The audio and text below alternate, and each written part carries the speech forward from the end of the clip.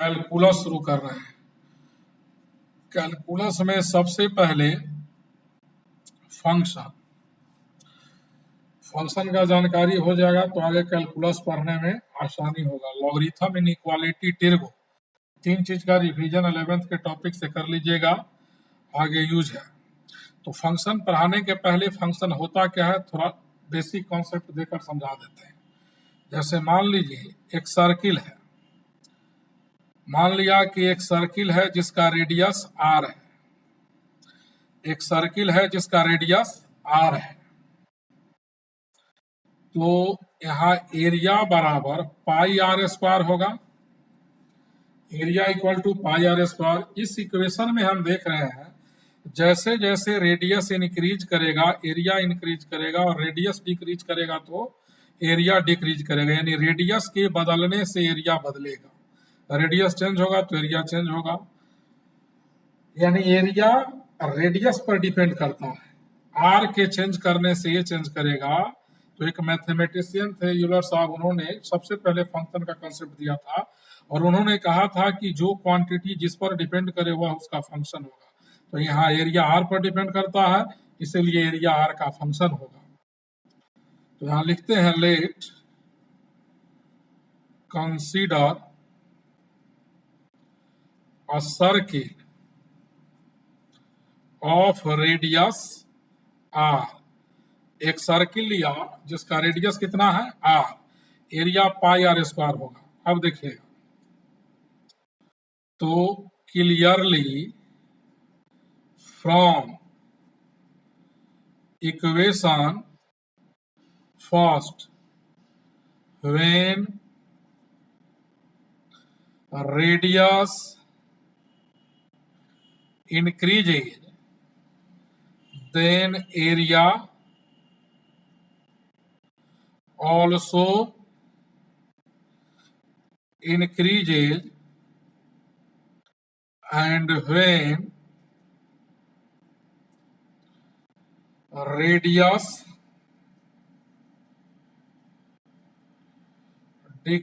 decreases then area also decreases। यानी इस equation में हम देख रहे हैं अगर रेडियस बढ़ेगा तो एरिया बढ़ेगा, रेडियस घटेगा तो एरिया घटेगा। आर के चेंज करने से ये चेंज होगा, यानी एरिया आर पर डिपेंड किया। इसका मतलब क्या हुआ, 10 A is depend on R and this statement, A R पर डिपेंड करता है वो, this statement is known as A is function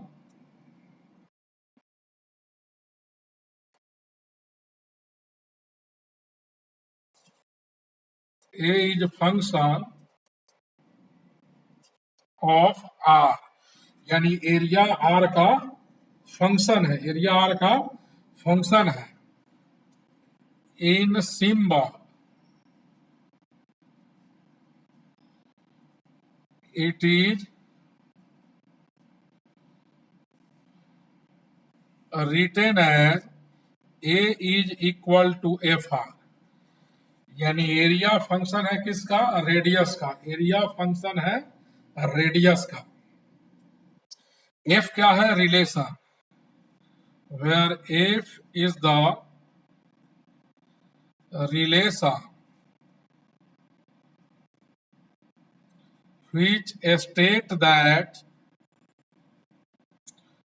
A is related to R। यानी F रिलेशन है जो बतलाता है ये R से रिलेटेड है। तो यहाँ जो हम लोग लिखे हुए थे A equal to pi r square, तो इस इक्वेशन में क्या था, R इंक्रीज करेगा तो A इंक्रीज करेगा, R डिक्रीज करेगा तो A डिक्रीज करेगा। R के चेंज करने से एरिया चेंज करेगा, इसलिए एरिया R का फंक्शन होगा। और A equal to pi r square को हम लोग ए आर का फंक्शन है तो लिखते हैं A equal to f r. क्या लिखते हैं हम लोग, a equal to f r, यानी एरिया आर का फंक्शन है, एरिया आर का फंक्शन है। A equal to f r का मतलब, फंक्शन का मतलब जो जिस पर डिपेंड करे वह उसका फंक्शन होगा, जो जिस पर डिपेंड करे वह उसका फंक्शन होगा। अब हम लोग शुरू कर रहे हैं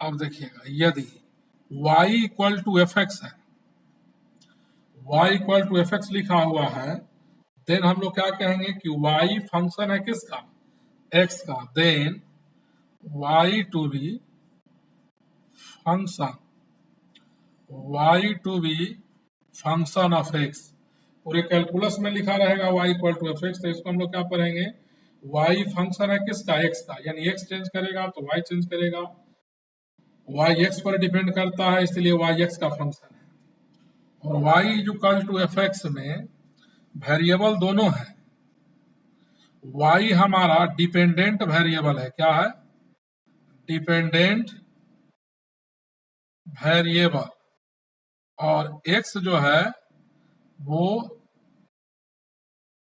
इंडिपेंडेंट वेरिएबल है, और y किस पर डिपेंड करता है, x पर, इसलिए y फंक्शन है किसका, x का, वेरिएबल दोनों है, x भी और y भी, तो y डिपेंड करने वाला वेरिएबल तो डिपेंडेंट वेरिएबल, और x को क्या कहेंगे, इंडिपेंडेंट वेरिएबल।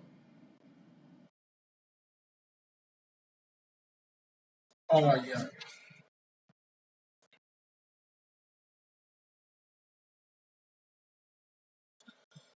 अब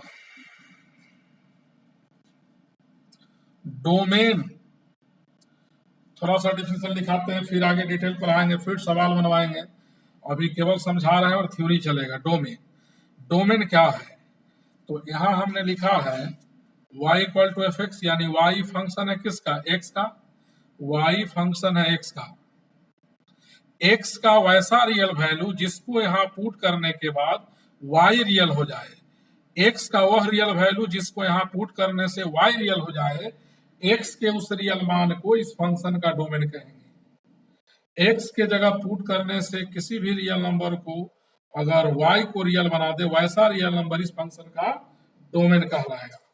देखिए, the set of all possible values of x for which y is equal to fx to be defined, defined का मतलब होता है रियल होना, x का वैसा रियल वैल्यू जो इस फंक्शन को क्या कर दे, डिफाइन कर दे, इस फंक्शन को डिफाइन कर दे। The set of all possible real value, the set of all possible real values of x का वैसा रियल वैल्यू जो इस एफ एक्स को डिफाइन कर दे, डिफाइन का मतलब रियल बना दे, उसको हम लोग कहते हैं are known as domain of the function, domain of the function. X का वैसा रियल वैल्यू जिसको यहाँ पुट करे और वाई रियल हो जाए, डिफाइंड का मतलब रियल होना होता है, एक्स के जिस रियल वैल्यू के लिए फंक्शन डिफाइंड होगा वह इस फंक्शन का डोमेन कहलाएगा, इस फंक्शन का डोमेन, रेंज। एक्स का जब कोई भी रियल वैल्यू डालेंगे और जो वाई को रियल बना दे, वाई का जो जो रियल वैल्यू निकलेगा वो हमारा रेंज कहलाएगा। Range, the set of all possible real values of fx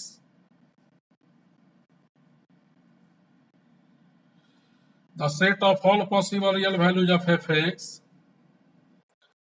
are known as range,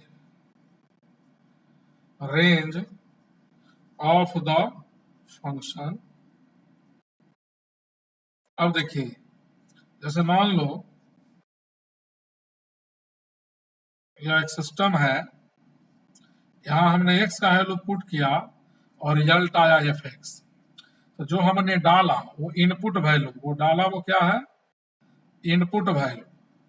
input value x put किया, x पुट करेंगे तो fx का वैल्यू निकलेगा। यहाँ लिखा हुआ है y इक्वल टू fx, इसमें x पुट करेंगे तो क्या निकलेगा, y निकलेगा। तो x पुट करने से fx निकलेगा। तो जो डाला वो इनपुट वैल्यू, जो रिजल्ट आया output value. Output value, input value domain कहलाता है और आउटपुट वैल्यू को हम लोग रेंज कहते हैं। x पुट करेंगे तो fx निकलेगा। fx का जो वैल्यू पॉसिबल है रियल नंबर के टर्म में, वो फंक्शन का रेंज कहलाएगा। जो जो x का वैल्यू पुट करेंगे वह डोमेन कहलाएगा। इनपुट वैल्यू को हम लोग क्या कहेंगे, डोमेन। तो बेसिक कॉन्सेप्ट था, आपको फंक्शन समझा रहे थे। वहां आपने समझा कि जो क्वांटिटी जिस पर डिपेंड करेगा वह उसका फंक्शन होगा, वह उसका फंक्शन होगा। फंक्शन का दूसरा नाम मैपिंग होता है। थोड़ा सेट थोड़ी सी समझ लीजिए। फंक्शन और मैपिंग, फंक्शन का दूसरा नाम मैपिंग होता है। फंक्शन और मैपिंग, देखिएगा। अब मान लिया कि ए और बी दो नॉन एम्प्टी सेट है।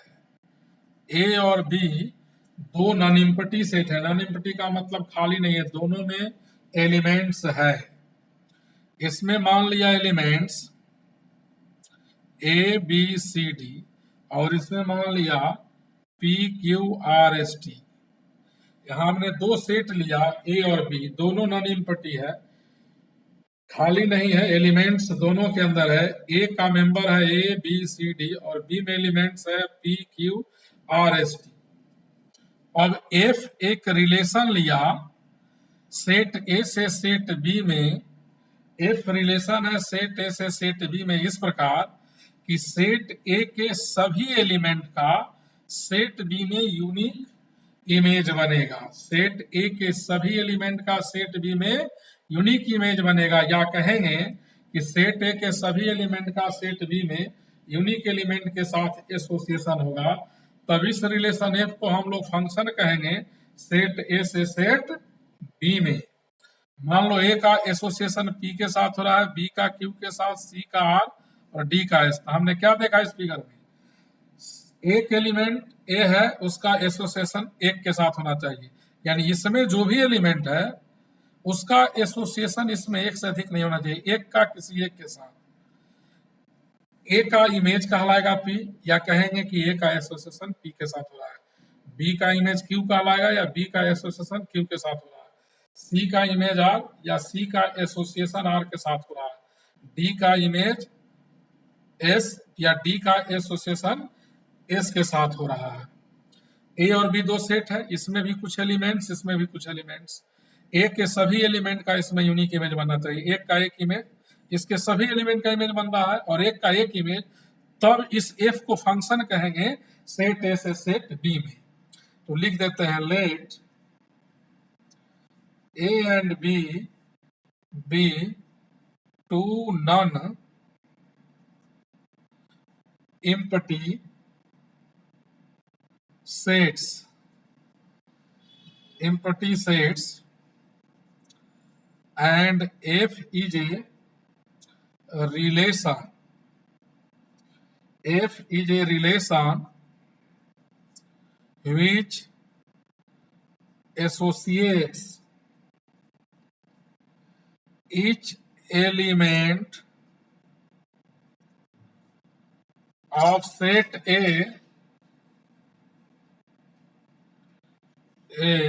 of set A with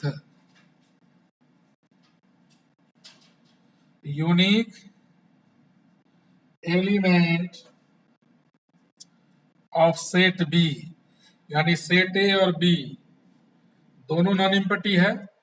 F relation है ऐसा कि इसके सभी एलिमेंट का इसमें यूनिक एलिमेंट के साथ एसोसिएशन हो रहा है। Then F is called a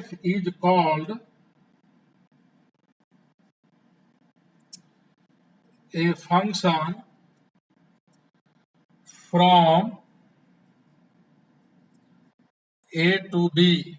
तब इस F को हम लोग फंक्शन कहेंगे सेट A से सेट B में। इन symbol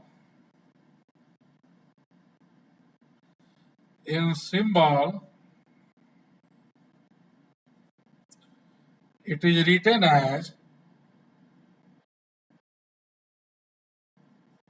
ऐसे लिखेंगे। F फंक्शन है सेट A से B में, उसको मैथमेटिकल ऐसे लिखेंगे F such that, दो इसको such that पढ़ते हैं, A tends to B, ऐसे भी पढ़ सकते हैं F फंक्शन है A से B में, इसको क्या पढ़ेंगे F is a function from set A to set B। इसको हम लोग पढ़ेंगे F फंक्शन है A से B में। F क्या है? फंक्शन है सेट A से सेट B में। F फंक्शन है सेट A से सेट B में। अब देखिएगा फंक्शन का दूसरा नाम मैपिंग ही होगा। अब इस फंक्शन का डोमेन क्या होगा, ध्यान से देखिएगा। डोमेन, तो डोमेन ऑफ F का मतलब फंक्शन, इस फंक्शन का डोमेन होगा सेट A का सारा एलिमेंट। सेट A का सारा एलिमेंट्स क्या कहलाएगा? डोमेन। इस फंक्शन का डोमेन क्या होगा? A, B, C, D। और इस फंक्शन का कोडोमेन होगा B का सारा एलिमेंट। कोडोमेन क्या होगा? B का सारा एलिमेंट।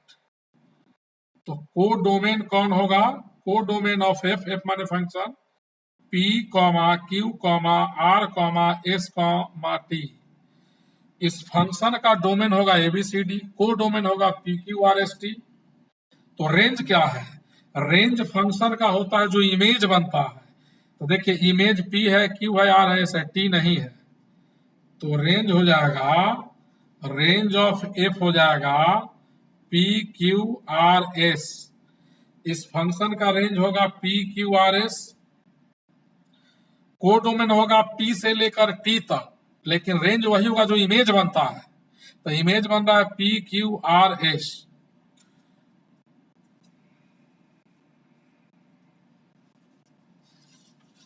देखिए उस फिगर को रिपीट करते हैं।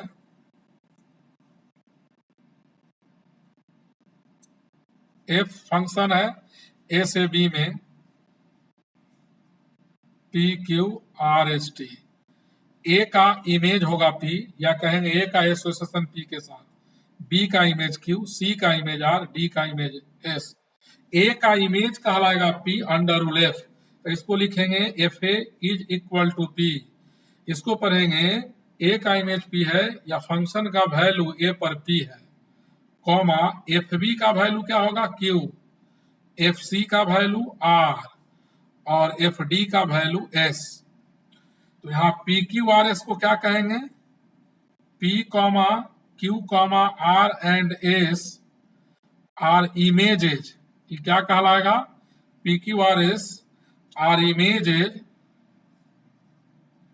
of the elements of A, B, C and D respectively।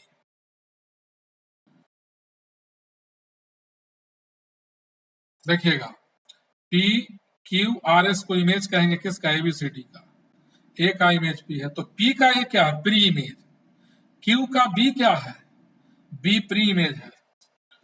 तो यहां पर लिख देते हैं A, B, C, D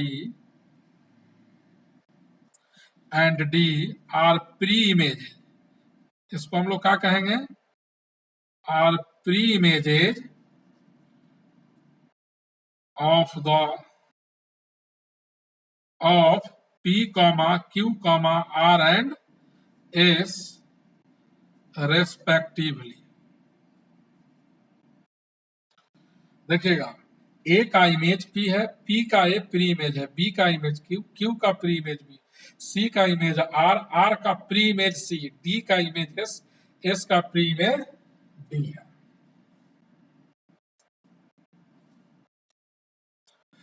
इसको क्या कहेंगे? पूरे को हम लोग, इस पूरे को कहेंगे डोमेन, इस पूरे को क्या कहेंगे? कोडोमेन। जो जो इमेज बन रहा है वो range.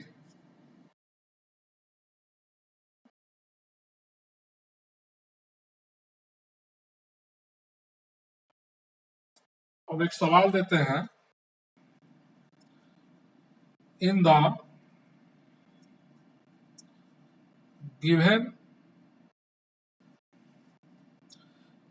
Given figure find the range, comma, domain and codomain।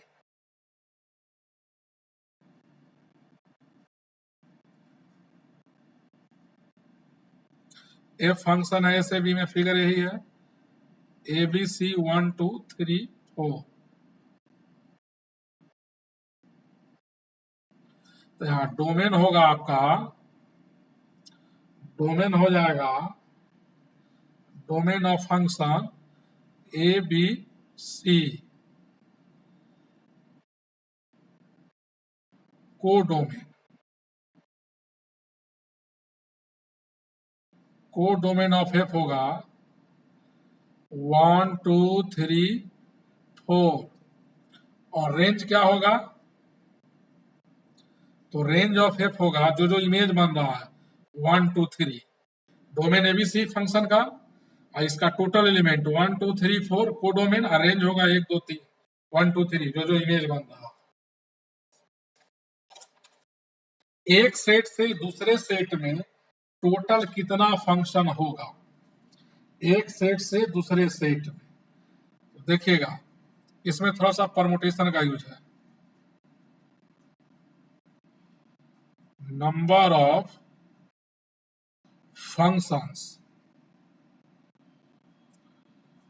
From set A to set B. मान लिया कि लेट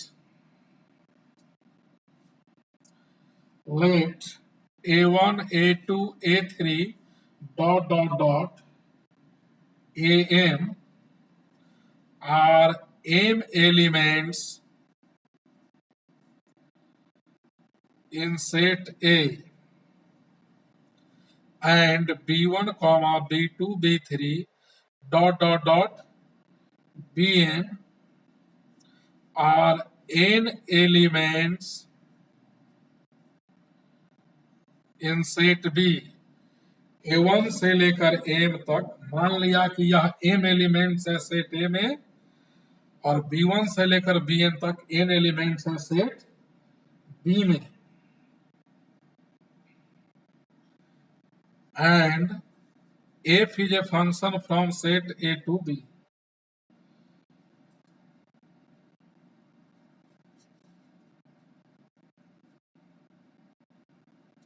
और f फंक्शन है सेट A से B में।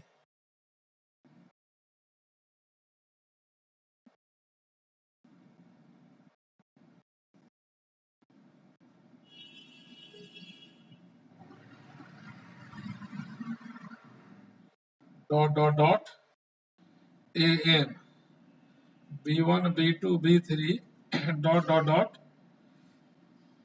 bn। तो देखिएगा f फंक्शन है ए से बी में, तो a1 का इमेज इसमें से कौन होगा? कोई एक होगा, लेकिन हो कोई भी सकता है।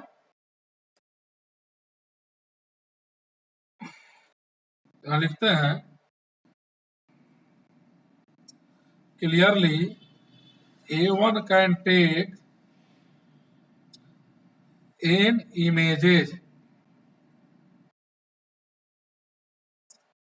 a2 can take n images। a1 का इमेज मान लो b1 है, तो उसी समय a1 का इमेज a2 का भी इमेज b1 हो सकता है, और नहीं इसका एलिमेंट इसमें से कोई एक होगा। a2 can take n images A3 can take n images dot dot dot, तो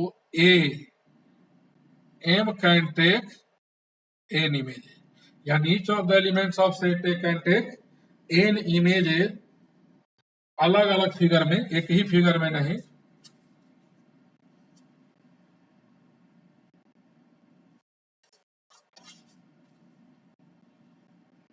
अब देखिएगा 10 total number of function from set A to set B बराबर n गुने n dot dot dot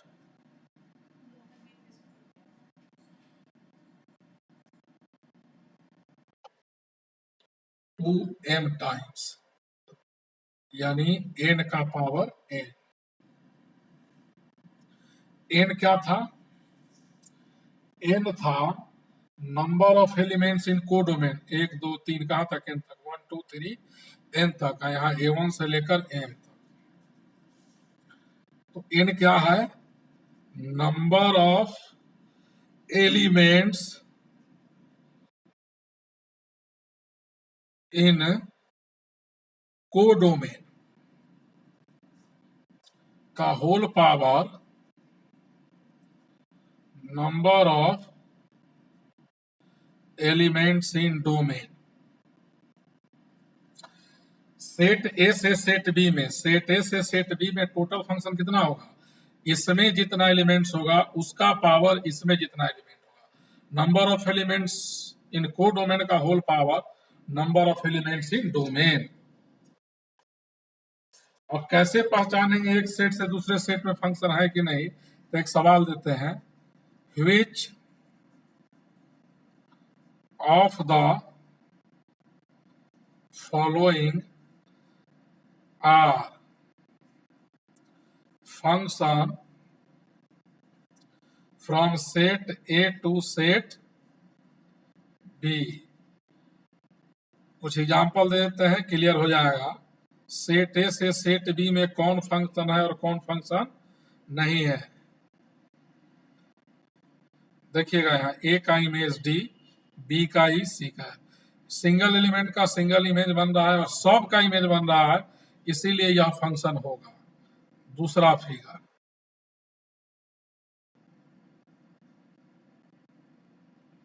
set A set B,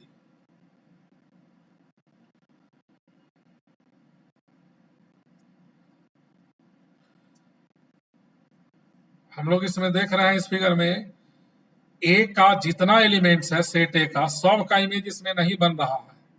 D एक ऐसा element है जिसका कोई भी इमेज इसमें नहीं है। ए के सभी एलिमेंट का इमेज इसमें होना चाहिए। जैसे यहाँ डी ई एफ है, मान लो एक एलिमेंट और है टी, इसमें एक एलिमेंट ऐसा है टी जिसका प्री इमेज नहीं है, लेकिन इसमें एक एलिमेंट है जिसका इमेज इसमें नहीं है, इसलिए फंक्शन नहीं है। फंक्शन क्यों नहीं है? क्योंकि सेट ए के सभी एलिमेंट का इसमें इमेज नहीं है। डी का इमेज इसमें नहीं है, ए का इमेज है, बी का है, सी का है, डी का नहीं है। तीसरा फिगर देखिए,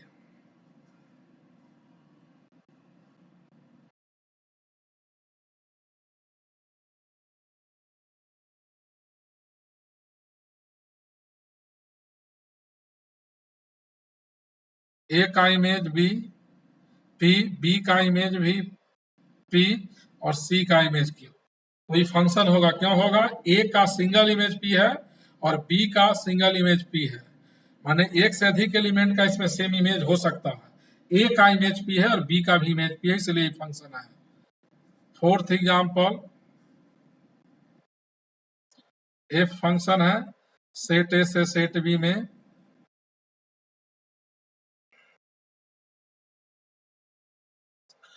अब देखिएगा यहाँ ए का इमेज पी और ए का इमेज क्यू, बी का आर, सी का एस।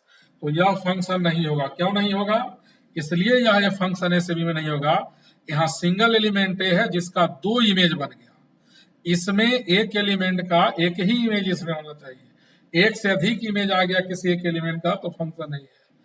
सिंपल एग्जांपल में समझो कि फादर है, सन है, तो एक ही पिता के दो पुत्र हो सकते हैं, लेकिन एक ही व्यक्ति का दो पिता नहीं हो सकता, इसलिए ये फंक्शन नहीं है, ये भी फंक्शन नहीं है, ये दोनों फंक्शन है। कुछ और एग्जांपल दे देते हैं।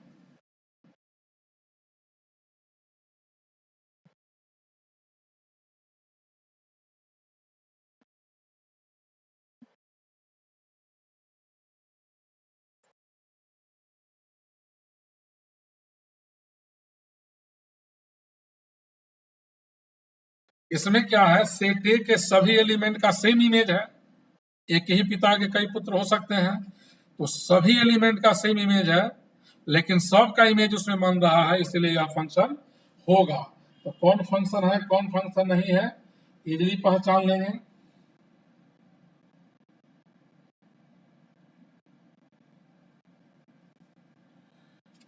अब देखिएगा, अब हम लोग पढ़ेंगे ग्राफिकली कैसे पहचानेंगे कि फंक्शन है कि नहीं है।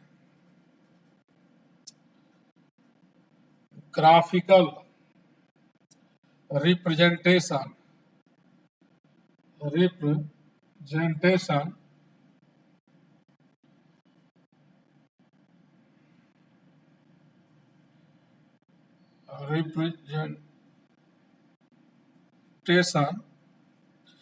Graphical representation of function.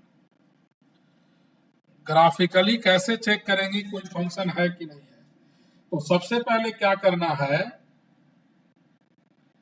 Straight line Y axis के पैरेलल ड्रॉ करें, और वाई एक्सिस के पैरेलल ड्रॉ किया गया लाइन सिंगल पॉइंट पर काटता है तो फंक्शन होगा, और एक से अधिक पॉइंट पर काटता है तो फंक्शन नहीं होगा। तो नोट में याद रखिएगा।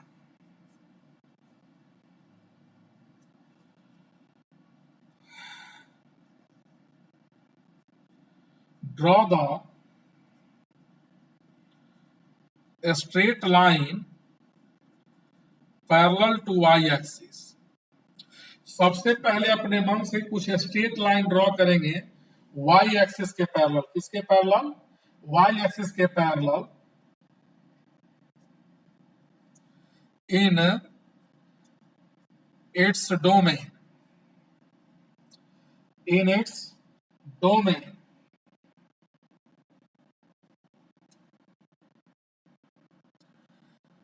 and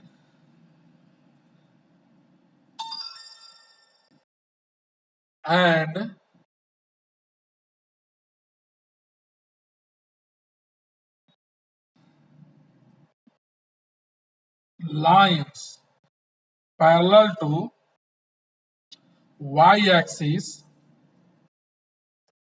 cuts the graph of y equal to fx at one point, then y equal to fx to be function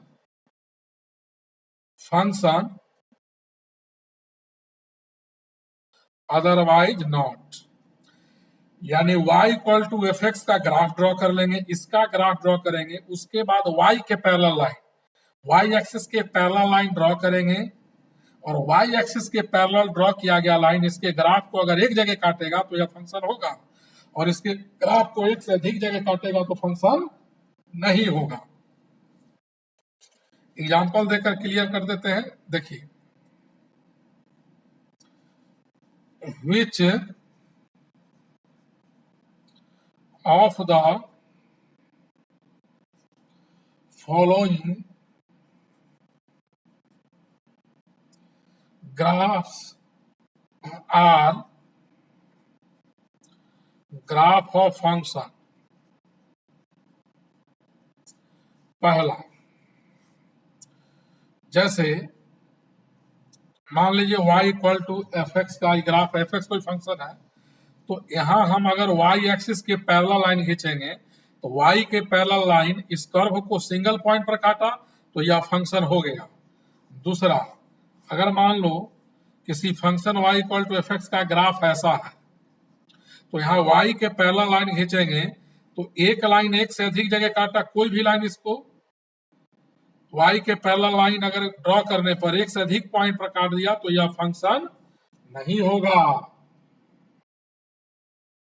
तीसरा, जैसे मान लो ये सर्किल है, डिटेल ग्राफ आगे पढ़ाएंगे। यहाँ हम y के पैरेलल लाइन ड्रॉ करते हैं तो ग्राफ को एक से अधिक पॉइंट पर काट रहा है, इसलिए यह ग्राफ फंक्शन नहीं है। यह ग्राफ फंक्शन है, एक से अधिक पॉइंट पर काटेगा तो फंक्शन नहीं होगा, सिंगल पॉइंट पर काटेगा तो फंक्शन होगा। फोर्थ एग्जांपल देखिएगा, एलिप्स का ग्राफ है, 11th में पढ़े होइएगा। इसमें y के पैरेलल लाइन खींचा, एक लाइन ग्राफ को एक से अधिक पॉइंट पर काटा, इसीलिए यह फंक्शन नहीं है।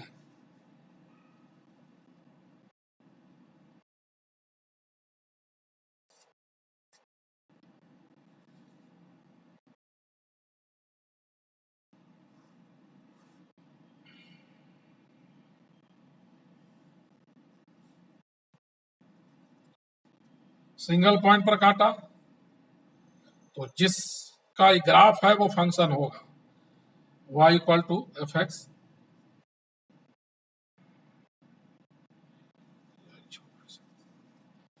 देखिएगा यहाँ सिंगल पॉइंट पर काटा, y के पैरेलल लाइन इसके ग्राफ को एक ही पॉइंट पर काटा, इसीलिए यह फंक्शन होगा। एक से अधिक जगह काटेगा तो फंक्शन नहीं होगा। अब हम लोग पढ़ेंगे क्लासिफिकेशन ऑफ फंक्शन। तो सबसे पहले इसमें पढ़ेंगे constant function.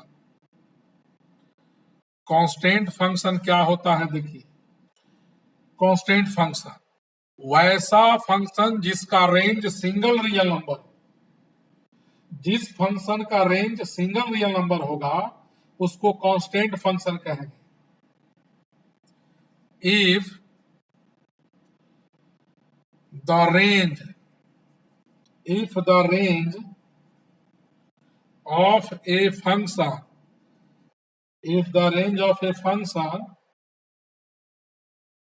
if consists of only one number,